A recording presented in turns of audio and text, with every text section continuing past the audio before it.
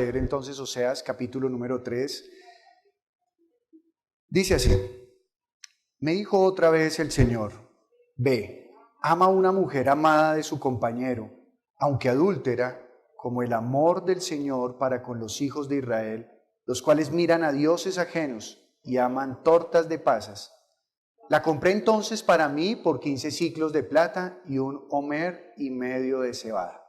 Y le dije: tú serás mía durante muchos días, no fornicarás, ni tomarás otro varón. Lo mismo haré yo contigo, porque muchos días estarán los hijos de Israel sin rey, sin príncipe, sin sacrificio, sin estatua, sin efod y sin terafines. Después volverán los hijos de Israel y buscarán al Señor su Dios y a David su rey, y temerán al Señor y a su bondad en el fin de los días. Dios y Padre, nosotros estamos aquí reunidos y hemos venido para exaltar tu nombre.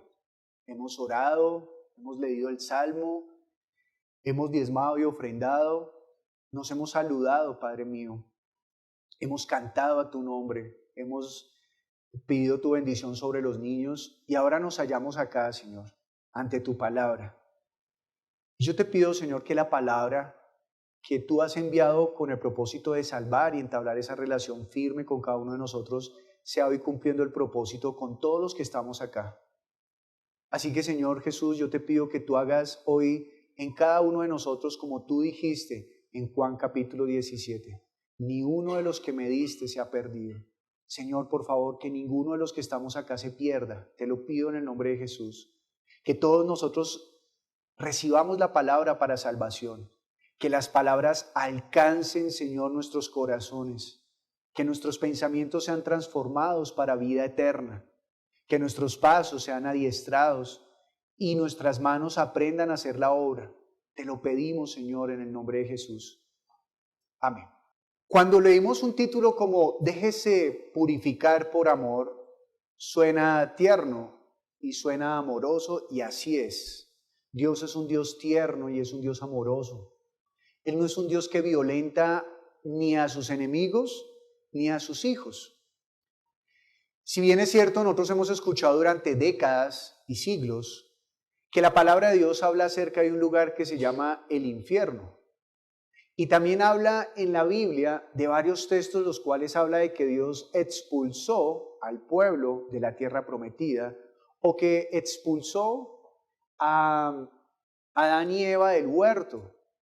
O incluso en el libro de Hechos encontramos que una pareja que quiso engañar a Pedro fue muerta por mano de Dios, de ipso facto.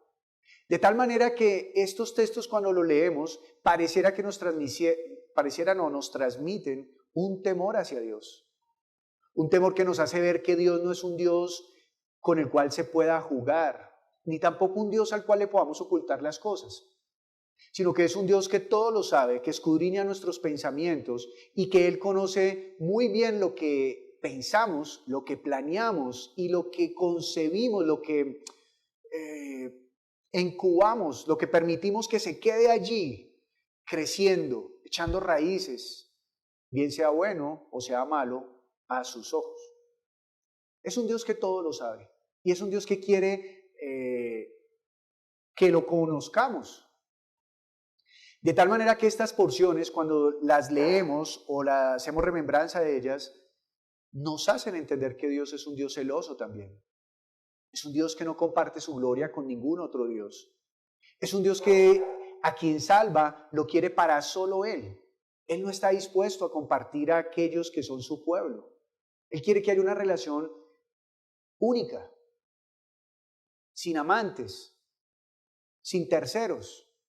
Es una relación especial y por eso Él quiere que sea solamente con nosotros. No nos quiere compartir con nadie. Y cuando nos acercamos a un libro como Oseas, nos damos cuenta que Dios está allí gritando a los vientos lo que Él quiere con su pueblo.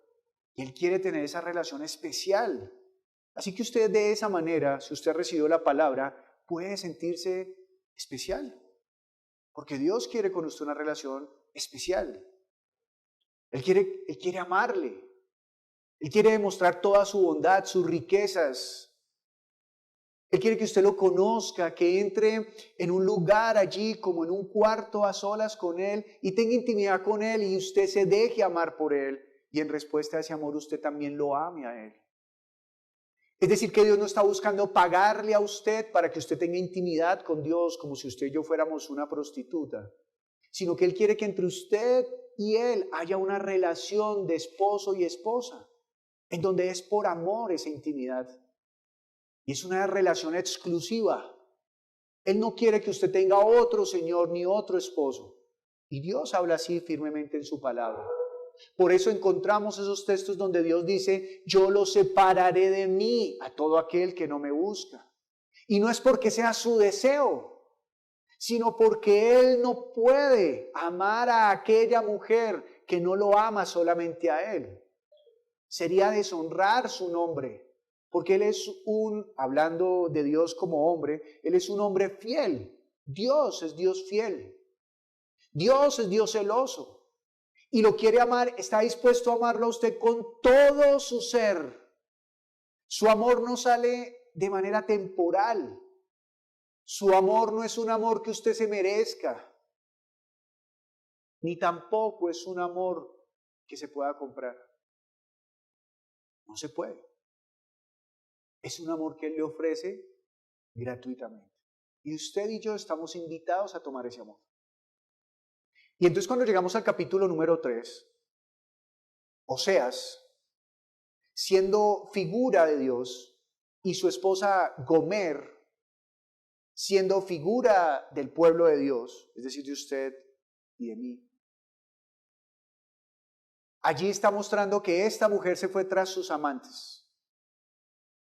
Y hace 15 días veíamos cómo él decía que iba a construir como un vallado para evitar que ella se fuera tras sus amantes. No que en su corazón ya no hubiese ese deseo, sino que iba a construir un vallado para encerrarla, para que no pudiera acceder a ellos. Pero ahora en el capítulo 3 nos muestra otra ilustración. Y es que esta mujer se entregó a tal punto a los amantes. A tal punto se entregó a los amantes, tantas veces se entregó a los amantes, que ya no la valoran como mujer. Ahora es una esclava. Y cuando se es esclavo y ni siquiera se tiene valor como esclavo, solo queda una cosa: venderla. Y ojalá ganarle alguito.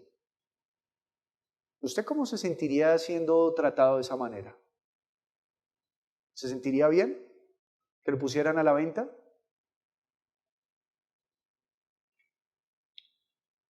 No, es algo que no nos gustaría.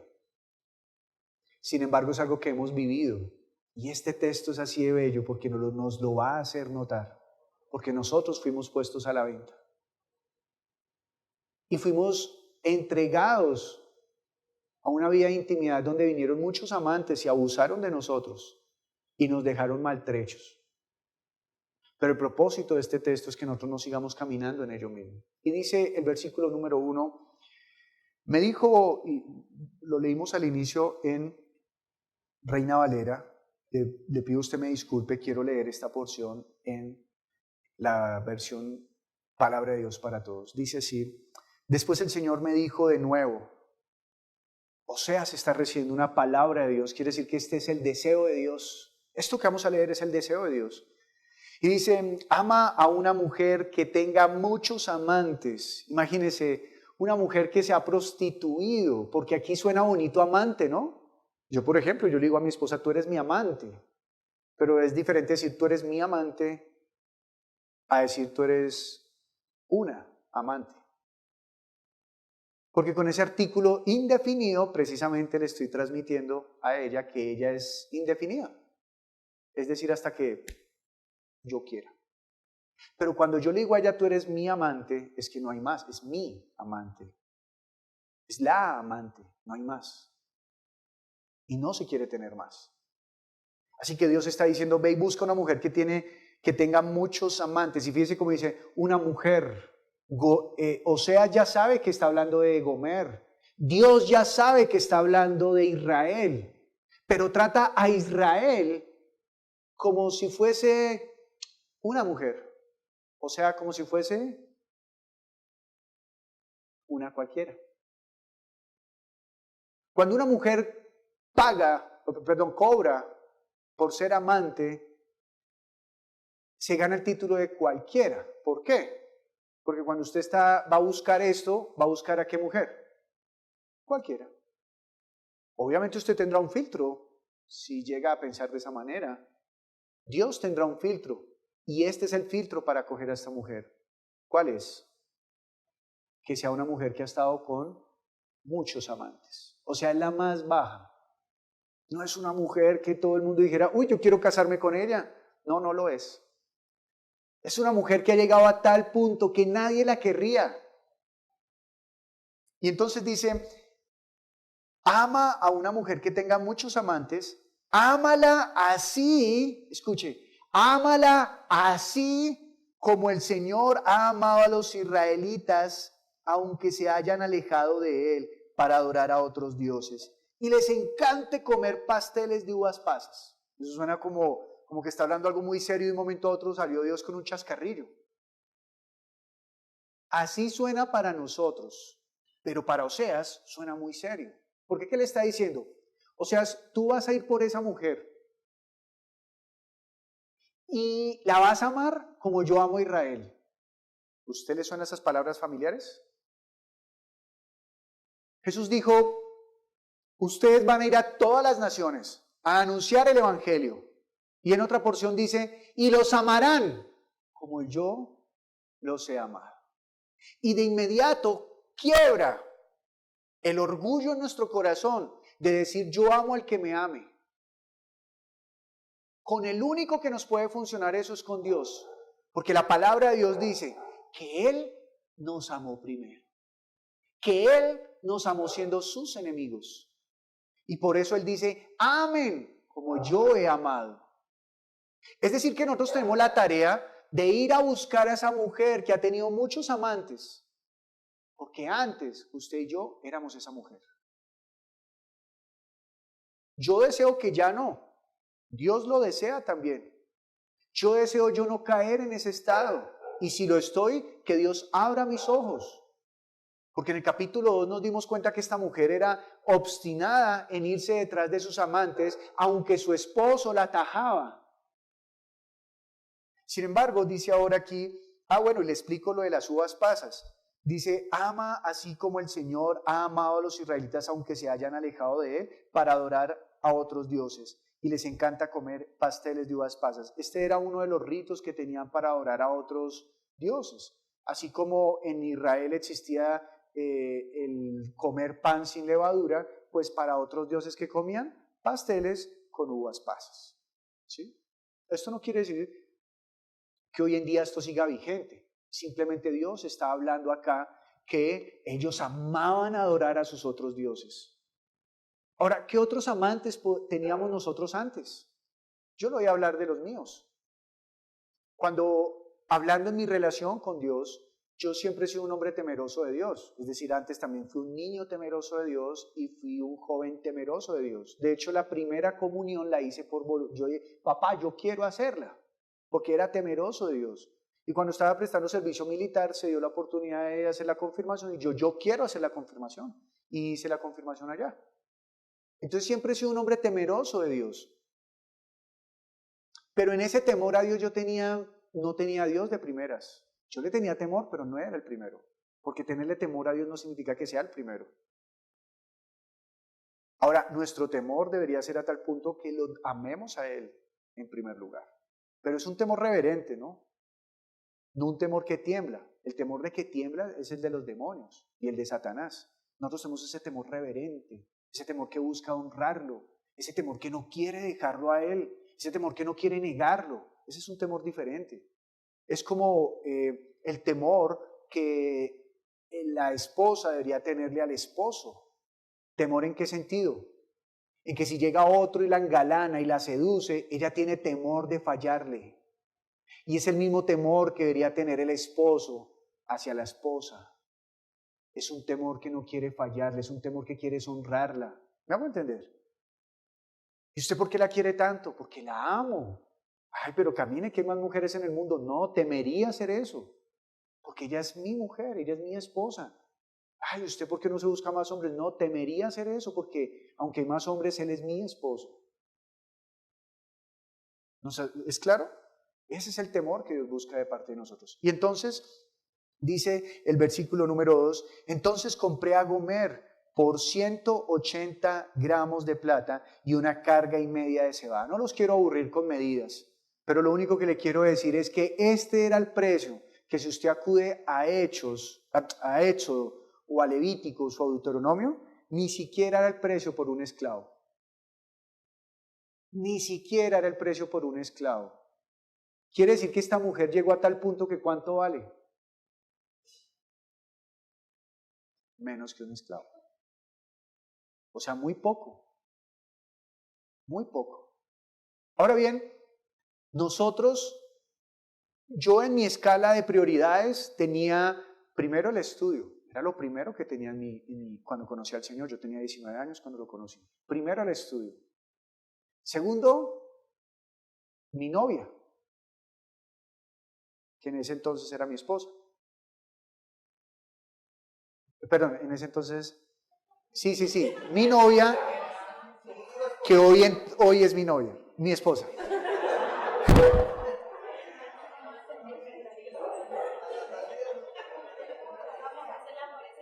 Es el amor que no me deja pensar. Era la misma mujer, aquella que es mi esposa hoy y en ese entonces era mi novia. Era lo segundo en prioridad. Lo tercero era mi trabajo.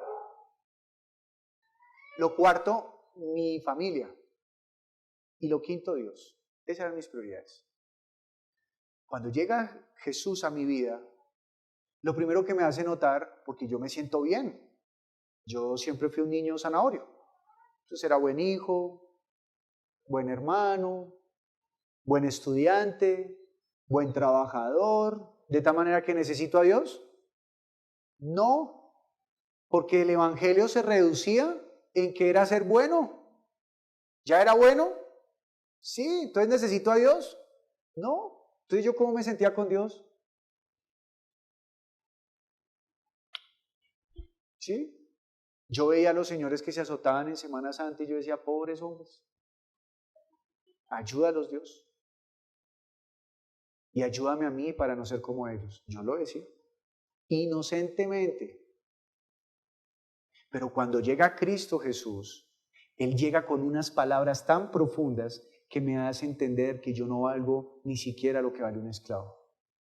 Es decir, que yo valgo lo que vale una mujer que se ha prostituido con muchos amantes. Y mis amantes eran la universidad. Y mis amantes eran, entiéndame en buen sentido, mi novia. En el sentido de que era mayor o más importante que mi Dios. Era mi familia, era mi trabajo, era mi estudio. Todo menos Él. Él era pues ni siquiera el bombero porque estaba bien. Estaba bien. Era, pues bien, o sea, yo sé que tengo que andar con usted porque usted también es mejor que yo. O sea, si no existiera usted, ya. Y lo he dicho varias veces. Incluso llegué a predicar, ya estando en la iglesia, en las primeras predicaciones a jóvenes, menos mal nunca fue desde el púlpito, llegué a decir, a Dios le tocó fácil conmigo. De todo el derramamiento de su sangre, yo creo que solo una gota fue para mí, porque me consideraba bueno. Pero cuando esa palabra me hacía sentir mejor que los demás, y a la vez me hacía sentir que no me podía acercar a los demás. Pero cuando Dios me enseña que yo valgo menos que lo que vale una prostituta, y quiero informarle que en Bogotá hay mujeres que se prostituyen por 500 pesos, por 500 pesos, y en 5 oportunidades que han logrado entregar su cuerpo, logran ahorrar pa'l porrito. Imagínese valer menos que una prostituta. Así me halló Cristo. Y así nos halló Cristo. De tal forma que en mí hubo el entendimiento de comprender que no había bueno ni aún uno. Porque entonces me enfrenté con un Jesús que decía, tú eres bueno, pero a los ojos de los hombres. Yo te voy a hablar desde mis ojos. Y me enseñó que mi corazón estaba podrido. Que estaba tan podrido que yo valía menos que una prostituta. Sin embargo, como Él amó a Israel, así me amó. Y me compró. Y me lavó. Y me restauró. Y me hizo nacer de nuevo. A tal punto que ya tenía un valor diferente. Valía la sangre de Cristo. Y usted que ha sido redimido, ahora vale eso, la sangre de Cristo. Él lo amó a usted desde la cruz, con amor entrañable. Nadie apagará ese amor nunca, porque ese es un amor eterno. Y así amó a Israel. Lo sacó de Egipto, la encontró siendo esclava a Israel, y la vistió y le dio las mejores vestiduras. Sin embargo, cuando estamos en el libro de Oseas, nos encontramos con una Israel que fue restaurada, pero volvió atrás, con sus amantes. Se vestía con lo que él mismo le había dado. Y dice ahora el versículo número 3, luego le dije, deja ya de ser prostituta. Vivirás conmigo por mucho tiempo. No te entregues a ningún otro. Yo seré tu esposo. ¿Usted puede imaginarse cuánto amor y misericordia están encapsuladas en este versículo? Que habiéndose prostituido su esposa, él vuelve a comprarla. Algunos dicen que ella había sido tan desechada que los mismos amantes se la devolvieron a su padre, o ella llegó donde su padre porque no tenía dónde más llegar. Y entonces él compró nuevamente, pagó la dote. Sin embargo, eso se descarta porque es demasiado bajito para una dote. De tal manera que lo más posible es que nos están hablando es que fue al mercado, escuche bien, al mercado a comprar a esta mujer, por la cual nadie más le iba a comprar, porque sus amantes ya la habían usado. Y él dice, yo seré tu esposo. Amado, usted puede que en este momento haya recordado el momento en el cual usted se bautizó, el momento en el cual usted entregó su corazón a Dios. Y hoy Dios le está hablando a lo más profundo de sus pensamientos, haciéndole notar que usted o yo, hablo de manera optativa porque no conozco los corazones, pero que si usted se identifica con Gomer en este momento, tenga un arrepentimiento y escuche la palabra de Dios. Él nos está diciendo que no nos tengamos más amantes, que no nos prostituyamos más, que Él será nuestro esposo, es decir, Él perdona nuestras faltas, Él perdona nuestros pecados, pero demanda en nuestro corazón que nos volvamos a nuestro amado. Él está perdonando la infidelidad de nosotros, y perdona la infidelidad no solamente de los que estamos acá, sino de cualquiera, pero está diciendo, ven, yo te compro. O sea, la sangre de Cristo es inagotable. Todo aquel que se arrepienta, Él estará allí dispuesto. Y Él nos va a redimir. Y dice el versículo 4, de la misma forma el pueblo de Israel vivirá por mucho tiempo, y entienda este pedazo, sin rey, sin gobernante, sin sacrificios, sin monumentos de piedra, sin vestidos sacerdotales y sin ídolos familiares. Yo sé que en Reina Valera dice sin terafines, esos son los ídolos familiares. Un terafín es un ídolo familiar. Las familias tenían dioses pequeñitos que eran como propios, como lo que hoy en día conocemos los patronos, ¿sí? No patronus, no, patronos. Sí, el patrón de los conductores, el patrón entonces eran como dioses, pero por familia. Este es el patrón de los García. Entonces la familia García, este es el patrón. Un Dios que los cubre. Cuando usted lee la Biblia se da cuenta que cuando Jacob salió con sus esposas y sus hijos, una de ellas se robó el Dios familiar, el terafín familiar, y se lo llevó escondido y lo metió bajo sus faldas y allí lo escondió. Y luego Jacob le dice, no señora, nosotros somos un solo Dios, bote esa abominación. Eso fue más adelante. Y era tan importante estos dioses que incluso ese fue el motivo por el cual el suegro de Jacob lo persiguiera para buscar arrebatarle la vida. Pero aquí en este punto está diciendo, no tendrás más rey ni gobernantes. Dios le está hablando a Israel, yo te compraré, pero yo te voy a llegar a un lugar en donde no tendrás más dioses, más gobernantes, más príncipes, no podrás rendir culto. Es decir, que será un momento de silencio, un momento de quietud. Y Dios en la Biblia muestra varios momentos de quietud. Por ejemplo, el pueblo de Israel, cuando Dios lo compra, ¿en dónde están ellos? En Egipto. Y en Egipto ellos trabajaban, construían baldosas, construían ladrillos, ellos se la pasaban trabajando de noche a noche, los latigaban, los mataban, pero cuando Dios los compra, ahora lo único que tienen que hacer es estar en el desierto sin rey, sin príncipe, sin un templo, porque ellos conocieron los templos de los egipcios. Simplemente tenían que caminar, caminar y caminar. ¿Y qué era lo único que conocieron en el desierto? A Dios. Porque si venía un enemigo, ¿qué les decía Moisés? Dios está por nosotros. Si tenían hambre, ¿qué hacía Moisés? Clamaba a Dios y Dios los sustentaba.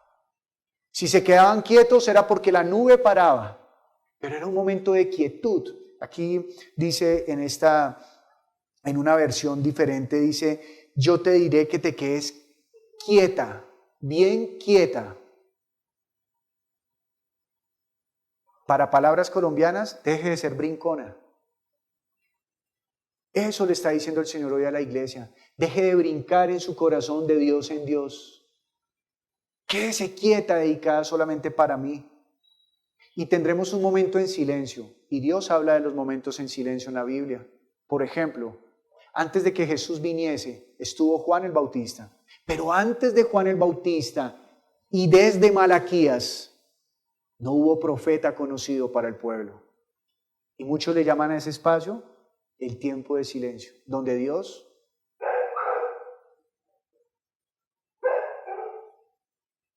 también hubo un tiempo de silencio cuando el Señor Jesucristo ascendió a los cielos y la iglesia quedó sin el Señor Jesús y sin el Espíritu Santo. Y lo único que encontraron en ese espacio, ¿qué fue? Ir a un lugar a solas en donde iban a orar con base en la palabra que les había dado.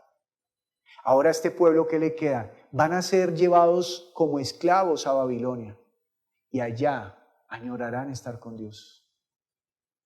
Ellos no se entregarán a otros dioses porque añorarán estar con Dios.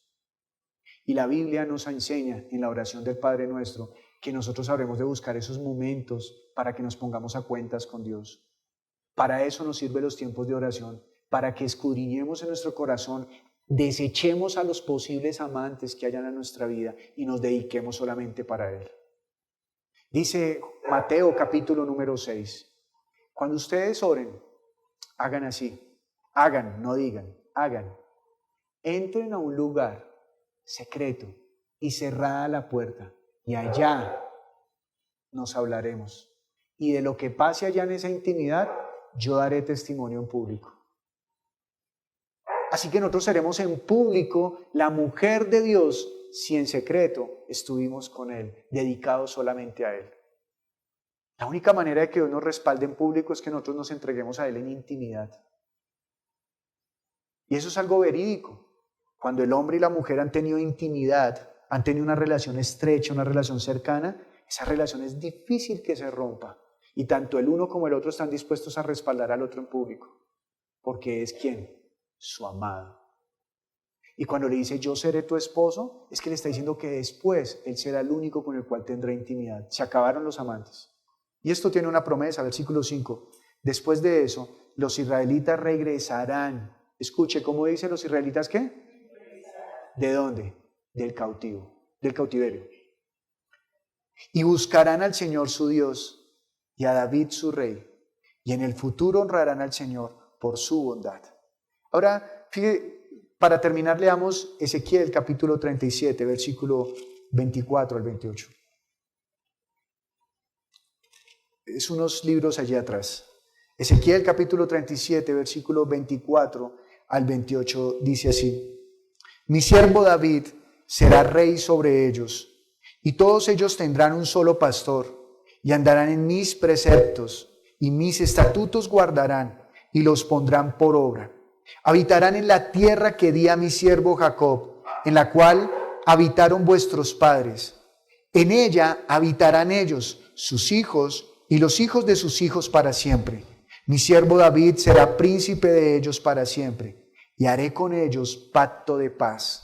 Pacto perpetuo será con ellos, y los estableceré, y los multiplicaré, y pondré mi santuario entre ellos para siempre. Estará en medio de ellos mi tabernáculo, y seré a ellos por Dios, y ellos me serán por pueblo. Y sabrán las naciones que yo, el Señor, santifico a Israel, estando mi santuario en medio de ellos para siempre. Esto es una palabra que está profetizada para después del cautiverio.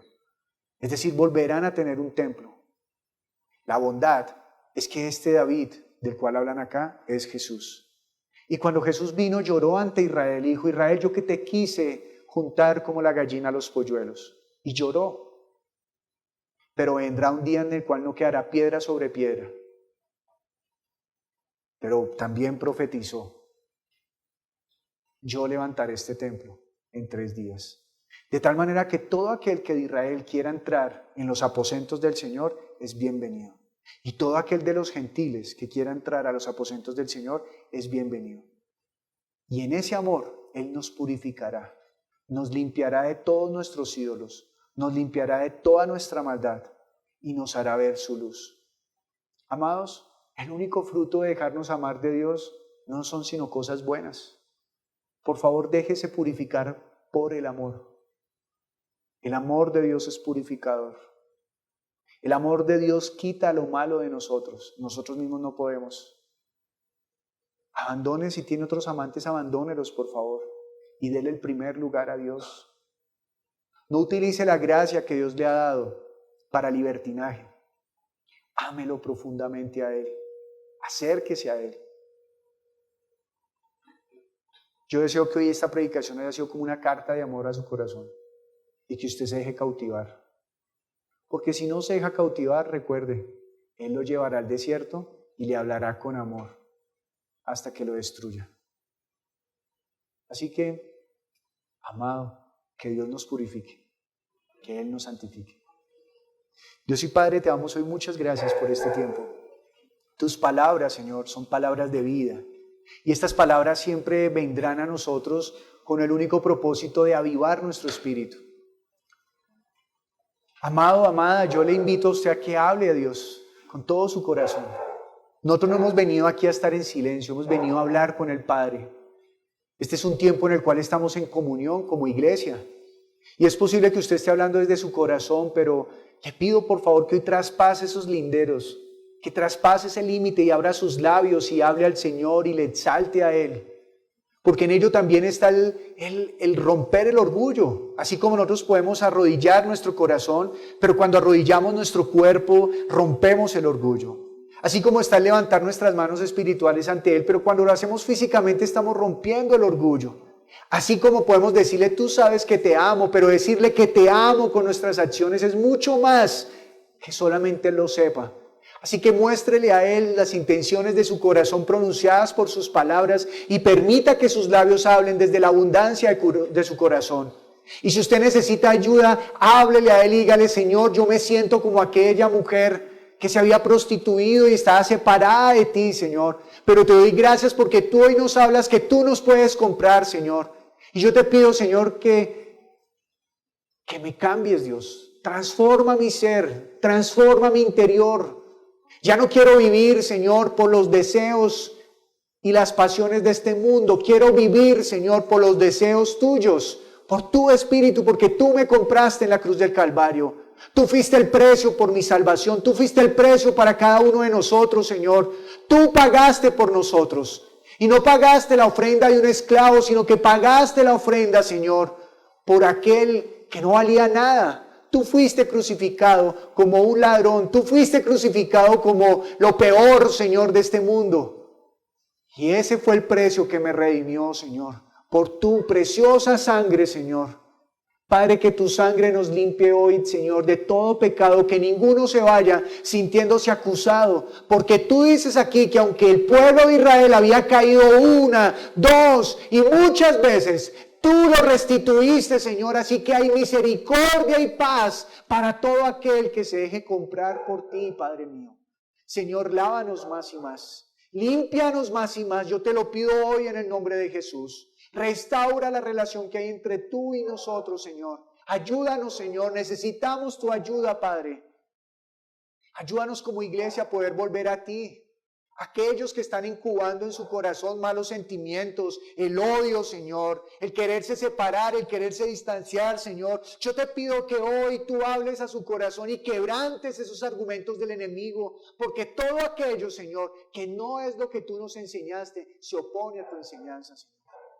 Así que ayúdanos a nacer de nuevo, Señor, a tener la humildad para acercarnos a ti y así nos podremos acercar unos a otros, papá. Gracias te doy por este tiempo. Purifícame por amor, Señor. Purifícame con tu amor, Dios. Purifícanos y haznos ser esa iglesia que es santificada, Señor. Padre, yo te pido que esta palabra rompa todo obstáculo, Señor, en los pensamientos y en los corazones. Y que los que se apartaron de ese primer amor, Señor, puedan volver a ti antes que se apague la lámpara, Dios. Porque tú nos creaste desde antes de la fundación del mundo, nos pensaste para que fuésemos herederos y coherederos juntamente con Cristo, para ser santificados por esa preciosa sangre, que ninguno la desechemos, Dios. Esa es la mayor ofrenda que tú nos has dado, Señor, el mayor regalo que tú nos has dado, gracias, Señor. Esa preciosa sangre que nos purifica. Te invitamos a que te suscribas al canal de Nuestra Iglesia Viva y actives la campanita de notificaciones.